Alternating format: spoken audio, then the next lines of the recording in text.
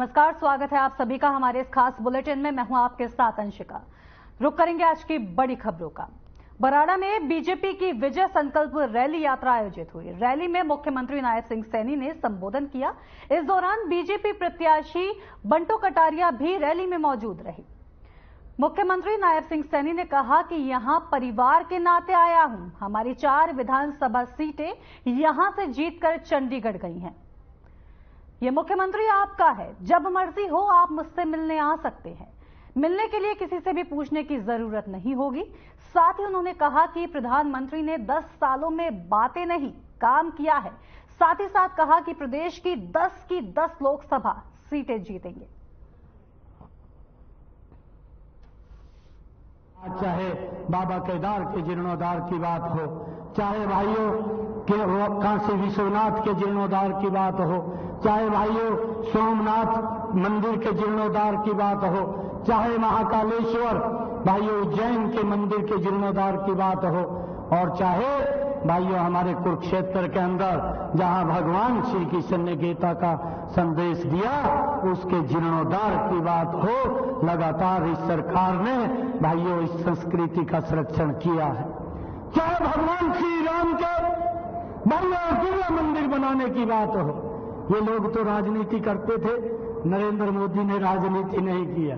और भाइयों मुझे गर्व है नरेंद्र मोदी जी के ऊपर, जहां गुरु नानक देव जी का प्रकाश पर्व हुआ था, भाइयों ये व्यक्ति कोई और नहीं कर सकता था। 55 साल तक कांग्रेस रही, कांग्रेस ने आज तक इसके बारे में नहीं सोचा कि हमारे जो श्रद्धालु हैं गुरु नानक देव जी के प्रकाश पर्व के स्थान के ऊपर वो वहां पर शीश नवाने के लिए जाते हैं, परंतु वहां पर भी करतारपुर कॉरिडोर बनाने का काम वो नरेंद्र मोदी जी ने किया है। और भाइयों गुरु नानक देव जी के प्रकाश पर्व के स्थान को सीधा भारत के साथ जोड़ने का काम ये पहली बार नरेंद्र मोदी की सरकार ने किया है।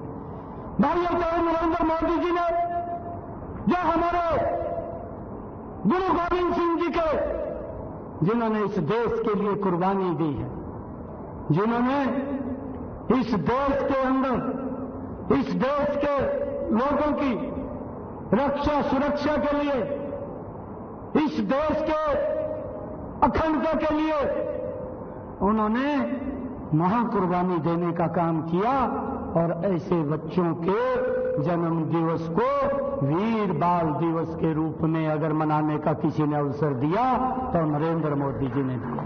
नरेंद्र मोदी की सरकार है, परंतु उन लोगों ने देश के लोगों के साथ देश के लोगों का वोट लेकर के शोषण करने का काम किया है।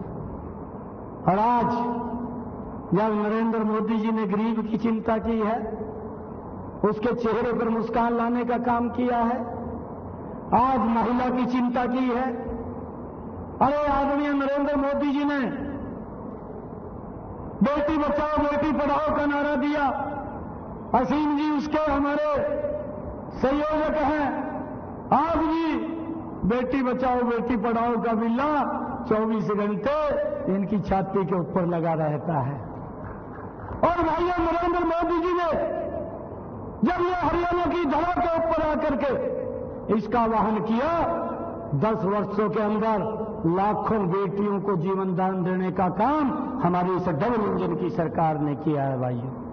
और उनके लिए योजनाएं बनाई है।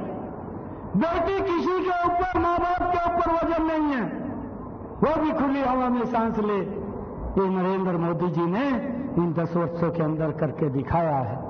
और भाइयों आज हमारी बेटियां, आप देख रहे हैं कि आज हमारी बेटियां कमीशन के अंदर भी आगे बढ़ करके हमारी रक्षा सुरक्षा के लिए बॉर्डर के ऊपर खड़ी हैं। भाइयों आज बेटियों की सुरक्षा के लिए आदरणीय मनोहर लाल जी ने योजनाबद्ध तरीके से हर 20 किलोमीटर के ऊपर कॉलेज बने, बेटियों को ज्यादा दूर पढ़ने के लिए न जाना पड़े, इसकी व्यवस्था ये मनोहर लाल जी ने हमारी डबल इंजन की सरकार ने की है। भाइयों ऐसे ऐसे काम ये हमारी सरकार ने किए हैं जिनका लाभ देश को मिल रहा है। इस विकास की गति को हमने और तेज गति से आगे बढ़ाना है। मैं आज मौलाना की सरदारी के बीच में क्योंकि आप 10 बजे के यहाँ पर बैठे हैं। एक अपील करने के लिए आया हूँ, क्योंकि मैं आपका बेटा हूँ, आपका भाई हूँ। मैं आपको अपने परिवार के नाते एक बात कह रहा हूँ कि एक एक वोट आप कमल के फूल के ऊपर डलवाइए। बंतो जी को कमल का फूल देकर के भेजा है। बड़ी खबर आ रही है चंडीगढ़ से, जहां पर कांग्रेस चुनाव समिति की अहम बैठक होगी। 10 अप्रैल को दिल्ली में अहम बैठक होगी। कई राज्यों की लोकसभा सीटों पर चर्चा की जाएगी। साथ ही साथ हरियाणा की सीटों पर भी मंथन होगा। एक बार फिर आपको बता दें, बड़ी खबर आ रही है चंडीगढ़ से, जहां पर कांग्रेस की जो है बैठक होगी, कांग्रेस चुनाव समिति की बैठक होगी। 10 अप्रैल को यह बैठक होगी, जो कि दिल्ली में होगी। इस दौरान कई राज्यों की लोकसभा सीटों पर चर्चा होगी। साथ ही साथ हरियाणा की सीटों पर भी मंथन होगा। लगातार आपको बड़ी खबर बता रहे हैं। चंडीगढ़ से बड़ी खबर आई है, जहां पर जानकारी सामने आई है कि कांग्रेस चुनाव समिति की अहम बैठक होगी। 10 अप्रैल को यह बैठक होगी। बैठक का स्थान दिल्ली रहेगा और इस दौरान कई राज्यों की लोकसभा सीटों पर भी चर्चा होगी। साथ ही हरियाणा की सीटों पर भी मंथन होगा। चंडीगढ़ से बड़ी खबर आपको बता रहे हैं, कांग्रेस चुनाव समिति की अहम बैठक होगी। 10 अप्रैल को यह बैठक दिल्ली में होगी। इस दौरान कई राज्यों की लोकसभा सीटों पर चर्चा की जाएगी। साथ ही हरियाणा की सीटों पर भी मंथन होगा।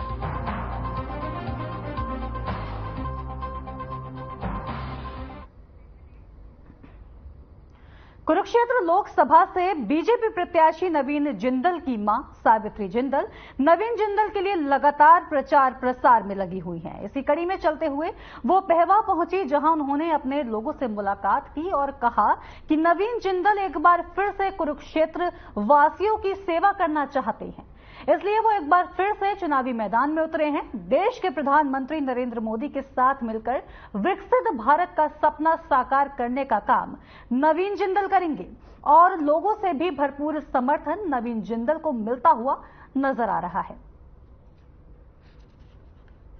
गीता शर्मा जी ने इतना अच्छा आयोजन कर रखा है और मुझे सबसे मिलकर बहुत खुशी हो रही है।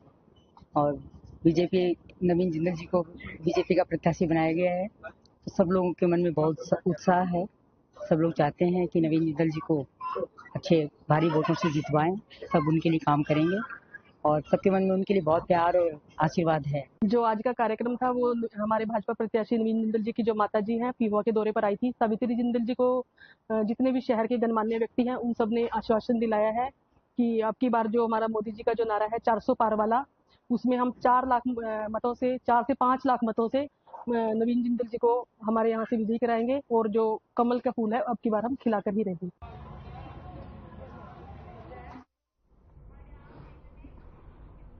हरियाणा के पूर्व गृह मंत्री अनिल विज ने कांग्रेस पर निशाना साधते हुए कहा कि जिस पार्टी का हीरो राहुल गांधी स्टोव में कोयला डालकर चाय बनाने की बात करता हो और राष्ट्रीय अध्यक्ष मल्लिकार्जुन खड़गे धारा 370 को 71 कहते हों, ऐसी पार्टी को देश से वोट मांगने का अधिकार नहीं है।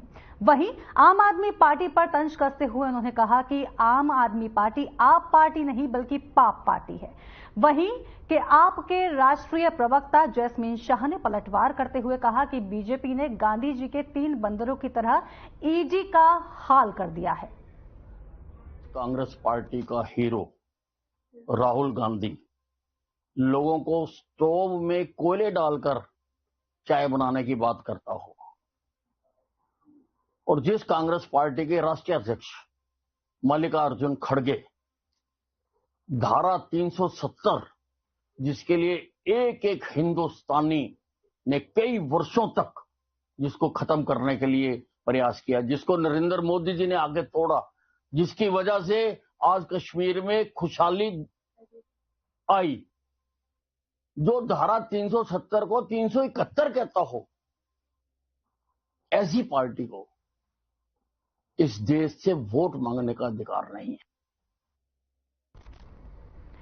हरियाणा के पूर्व गृह मंत्री और अंबाला छावनी से विधायक अनिल विज प्रदेश में मुख्यमंत्री बदलने के बाद से ही चर्चा में बने हुए हैं। कहा जा रहा है कि वो नायब सिंह सैनी के सीएम बनाने के बाद से पार्टी और भाजपा आला कमान से नाराज चल रहे हैं।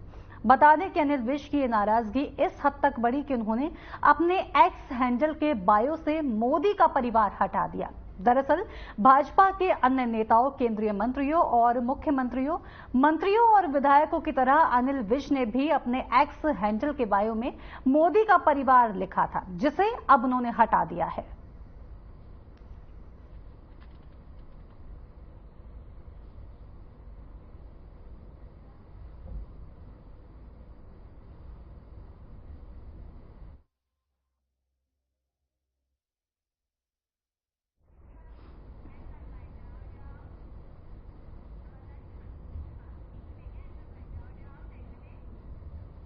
पूर्व गृह मंत्री अनिल विज हरियाणा विधानसभा पहुंचे।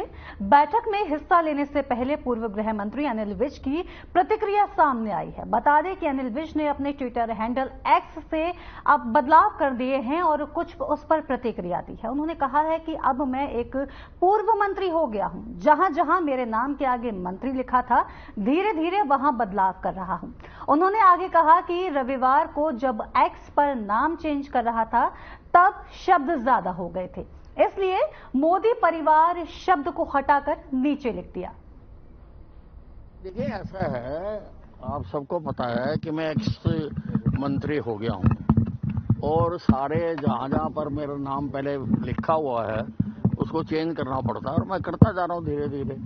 तो कल मैंने जब एक्स पर मैं नाम चेंज करने लगा तो वो जो उसमें उसकी एक सीमा होती है अक्षर आने की, वो उससे सीमा ज्यादा हो गई, तो उसमें वो आ नहीं रहा था किसी भी प्रकार से। एक्स लिखने से उसमें वो नहीं आ रहा था, तो फिर मैंने वहां से निकाल के और नीचे बायोडाटा में लगा दिया। वो तो मैं हूं ही मोदी परिवार का, और मैं तो कई बार कहा है कि मैं भारतीय जनता पार्टी का अनन्य भक्त हूं।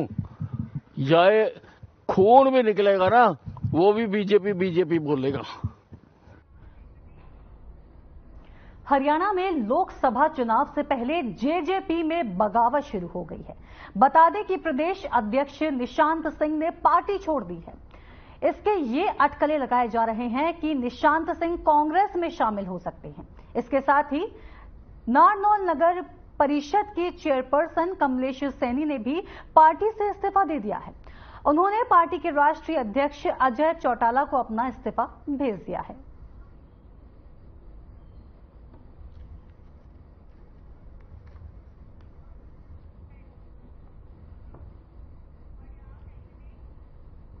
खबर करनाल से है, जहां मिठाई की दुकान में देर रात भीषण आग लग गई। आगजनी में मिठाई दुकान के आसपास के 2 शोरूम भी आग की चपेट में आ गए। शॉर्ट सर्किट और एलपीजी सिलेंडर में ब्लास्ट के कारण आग ने भीषण रूप ले लिया। आग लगने से करोड़ों रुपए का नुकसान हुआ है। 1 दर्जन से अधिक दमकल की गाड़ियों के जरिए आग पर काबू पाया गया।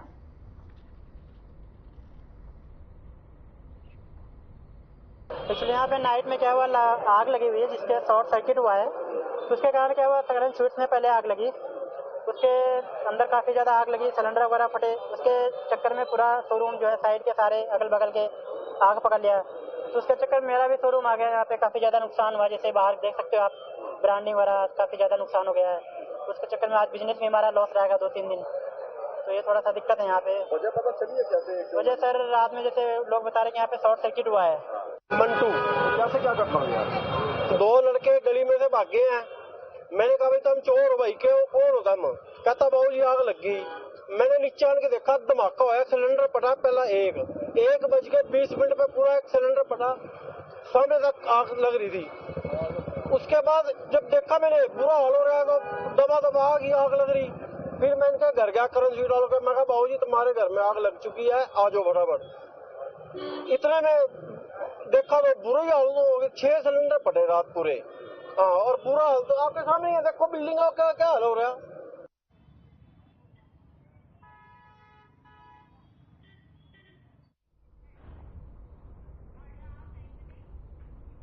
और फिलहाल यहां रुक रहे हैं एक छोटे से ब्रेक के लिए। ब्रेक के बाद जल्द हाजिर होंगे।